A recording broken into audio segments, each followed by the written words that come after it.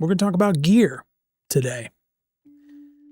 And just all of my experiences with things that I've purchased before, things that I like, things that I enjoy using, reasons I've disliked certain things that I've used before, and I don't know, the things that really surprised me about certain pieces of equipment that I never thought were super necessary, but actually are. So I'm just going to get right into it, and I'm going to start off with the things that I don't really like. Perfect. Elgato pops up a lot on here, and it's really funny because when I first started doing this, I was just streaming video games and doing the Twitch thing and, trying to make something out of having fun, doing the thing that I like doing. So Elgato seemed to be kind of a one-stop shop for all those things. And in the beginning, I got myself a Stream Deck, got that thing all hooked up and going. I got a WaveDX microphone, got a nice XLR cable, plugged everything in, and I was ready to go. The next thing I got was the Facecam Mark I. Now, I got this probably just a couple months before the Mark II came out.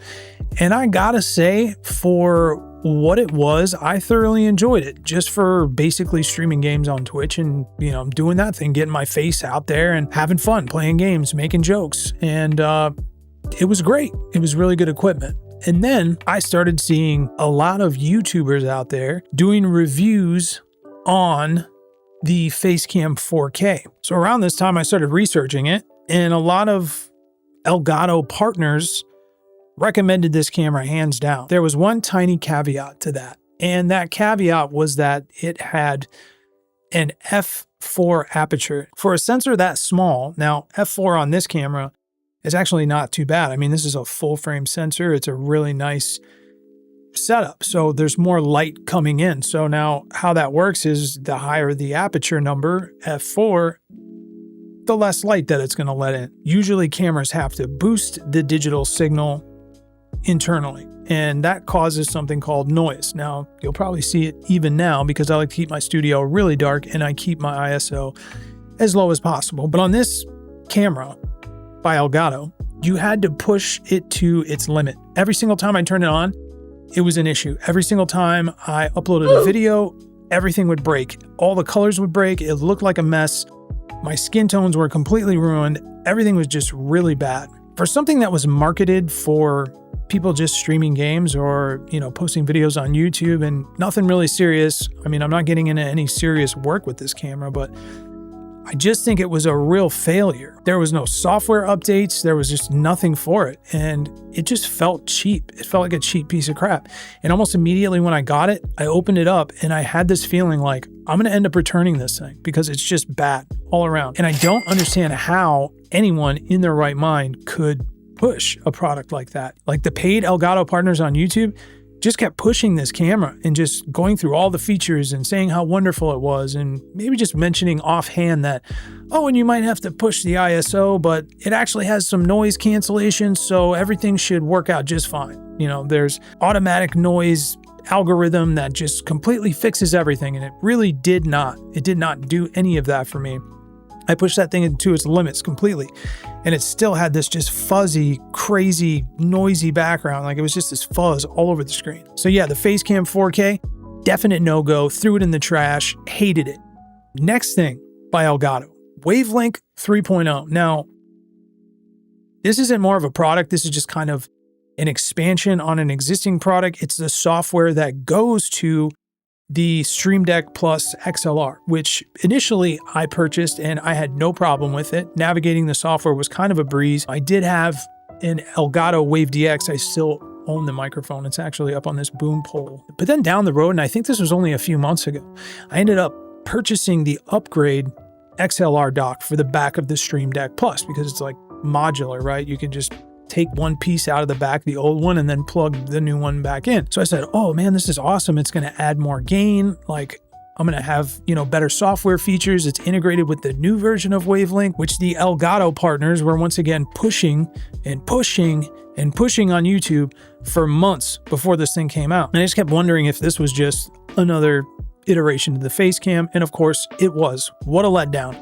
I gotta say, when I got this thing, I plugged it in and I expected everything to work right, and it did not. Once I loaded the software up, None of my previous settings, none of my EQs that I had saved, none of my nothing. I had to reroute all my audio again, which wasn't really that much of a pain, but I swear if I was new to this whole thing, I'd be like a fish out of water. I would have to like look up video after video after video just to see how to route this audio correctly. And even then, being as experienced as I am, I still had issues with it. So I don't even know how or why they released this product to the public. It just doesn't make any sense. Another thing Elgato released that I thought was just a really piece of equipment was their teleprompter. Now, a teleprompter at an affordable price point is probably a good thing for most people, but the software that came along with it was just kind of a mixed bag. I mean, I've had the Camera Hub software since I've had Elgato cameras, so it wasn't that it was hard to navigate. It's just once you get the text up on the screen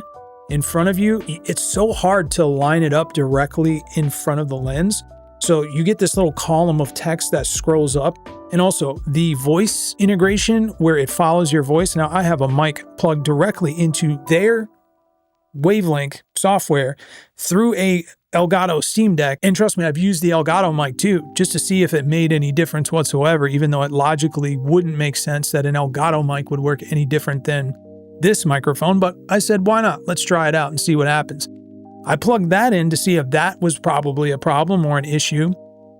And no, the voice sync technology that they have right now is it's broken. It works for maybe a couple sentences and then it stops. And then you got to take your mouse and you have to scroll it. Another thing I had to do was I couldn't mount my camera, even though it had the lens fitting and everything.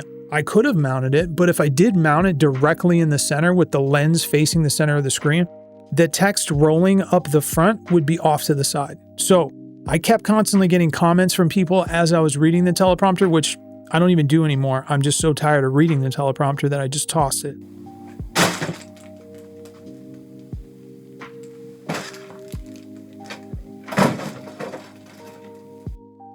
In a box in my closet. I kept getting comments from people that were noticing I was looking next to the lens while I was reading instead of directly down the lens, like I'm looking at you right now. Now, it's not necessarily always easy to tell, but enough people noticed that it was a big deal. So I just decided to give up on the teleprompter altogether and toss it away. Unless I get like Kamala Harris as a client or something, I mean, then I could probably see a use case for it. But unless that happened, I don't know. I mean, come on, guys. All politics aside, that woman needs a teleprompter. Another thing I really don't like to use are budget mics. Now, I haven't had the opportunity to buy any microphones that didn't work out okay, but I've had experience receiving mics that are not good. And I didn't really know like Boya mics were so bad until I actually had one, used it and plugged it into my XLR cable, and the noise, like the self noise of this microphone is crazy. All you hear is the hissing, and there really is no way to get rid of it. I mean, there is a way to get rid of it, but then your audio's cutting out. Another thing that I realized was happening with this particular mic, the Boya, B-O-Y-A, if you ever come across any of these shotgun mics, it's a no-go. Another thing I don't like is creators pushing LUTS and LUTS. I have stumbled over so many creators the past couple of weeks that are pushing creating your own looks and actually have full tutorials on those, and I follow those people because not only does it teach you the science behind how the colors work, it teaches you step by step how and why to do certain things in the color page in DaVinci Resolve. And that's just priceless information, because slapping just any old look on something and then something breaks and then you don't know what to do is usually what's going to happen if you don't understand what it is that you're doing. So it's been really helpful, at least in my opinion, to be able to see what I'm doing, to know like if something's off when I put a look on there, how to adjust it, how to change it, how to fix it. Like there is no one size fits all for these LUTs or creator made looks or film looks. Sometimes you do got to really play around to get it to look right. I would say that it's a pretty good idea to follow people or subscribe to channels where people are creating, like there's pro colorists like Cullen Kelly. He's a good one. There's another couple channels that I will leave in the description, the links to, that I watch religiously, and I'm really hooked on them because they're so informative, and I've been really learning a lot about the color space, the color tab in DaVinci, and just working with different colors. As you can see, I'm slowly but surely getting better. I'm getting my skin tones better. I did get that reference monitor I was talking about last week. So I have that now, and it's been a big help. So I don't like to exclusively look at that because it is a ton darker than my actual monitor, which I guess you're supposed to be doing all your color grading in a pitch black room or something, but I can't see anything in the shadows. Next up, I want to talk about things I do like, things I actually use. Lights, and more lights. Sometimes I thought I would just buy a light and that I would never use that light again. No, every single light that I've ever purchased, I have lights hanging from the ceiling right now, pointing in different directions, doing different things to the background. They're lights that I can use as like hair lights to kind of accentuate or separate people from the background if I'm out on a shoot or something like that. So I just keep all of my lights. My favorite light has to be my Amaran Verge Max. That's my big key light that's kind of causing all of this.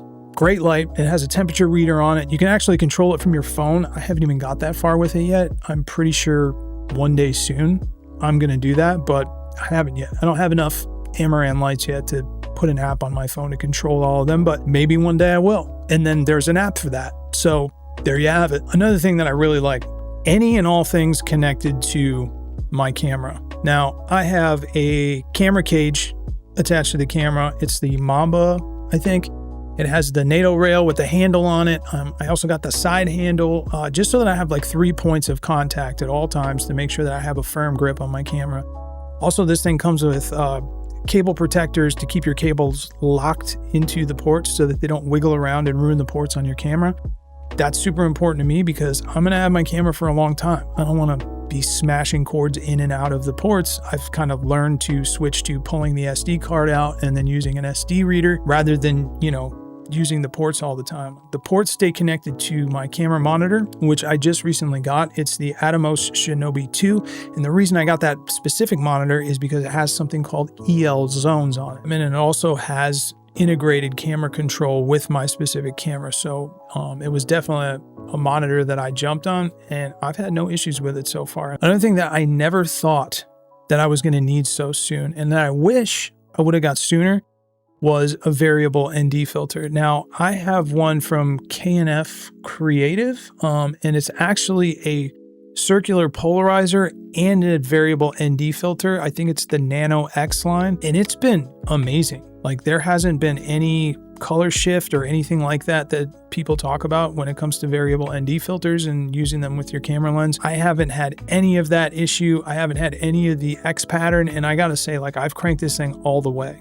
like outside, just to make sure that my exposure was correct and I had enough data in the middle to work with when I got home. Definitely something that I can recommend, and I would buy it again if somebody asked me. I just wish that I would have got it sooner because the fact that I waited so long is just mind-boggling. Another thing I want to talk about is audio. Once again, I do have some microphones that I really do like, and it's always important to have good audio because if you have bad audio, your video's ruined, and nobody likes that. So my SM7B probably has to be the crowning achievement. Now, I understand that this is the YouTuber mic, the Joe Rogan mic. I know, but this mic has been around for so many years because it is what it is, because it does what it does. It sounds like what it sounds like. It has a very distinct sound. Now, there's other mics out there that could probably do the same job, if not better. Like, in my opinion, the Electro Voice RE20 is probably the king of all of these broadcast style microphones. If I could have afforded one at the time, I would have got that microphone instead, but no. I thought this was a great purchase. I definitely like the microphone. I like the sound of it. Every time I plug it in after plugging in different microphones, I always say, why didn't I use this microphone last time? I just don't understand it. So this is a microphone that I'll always have in my collection, and maybe one day I'll have guests or I'll have a need for another microphone, and that's when I'll definitely go and pick up another one. But for now, I love this mic. It's what I got. Now, what I will also say is that as a runner-up to that, the WaveDX mic is actually one of the only things by Elgato that I have that was not a regrettable purchase. Now, when I started doing these short forms, I wanted to shoot from a different angle, and I had a mic stand, and it was just kind of something I jerry-rigged to kind of work. So I didn't know, because the microphone was sitting like kind of far from me, if it would still pick up the same quality, and it did. It did that, and not only did it do that, but I keep the mic on a boom pole out of frame, so whenever you see there's no mic here, that's when the WaveDX is on, and it does a wonderful job. It still rejects a lot of the side sounds coming in from the walls and the ceiling and stuff like that. And it just has such good quality. It's very high-end responsive, so it cuts through a lot of background sound, or if I have music playing or something like that. Or if you're listening on a small phone speaker, I notice that if I'm speaking on that mic, it's cutting through all the sound around me. Like I can hear my voice clearly, it's pronounced, and it just cuts through everything. It's great. It's a wonderful microphone. It's nice that I have it in my collection. I don't think that I would want to pay Elgato any money for anything else ever again, so I would not buy another one, but only because of that. So another thing I want to talk about is my camera. Now, it took me a very long time to decide that I was going to get a full mirrorless camera. Obviously, that's the centerpiece for this channel. I decided instead of getting the legendary FX3 as a beginner cinematography camera, I was going to go with something affordable that could pull the weight of an FX3 if needed. However, wasn't as pricey as one. And I think I found that. I did a lot of research on this, and it took me a long time, and I watched a lot of videos to kind of figure out what kind of camera am I going to get. This is the Panasonic Lumix S5II.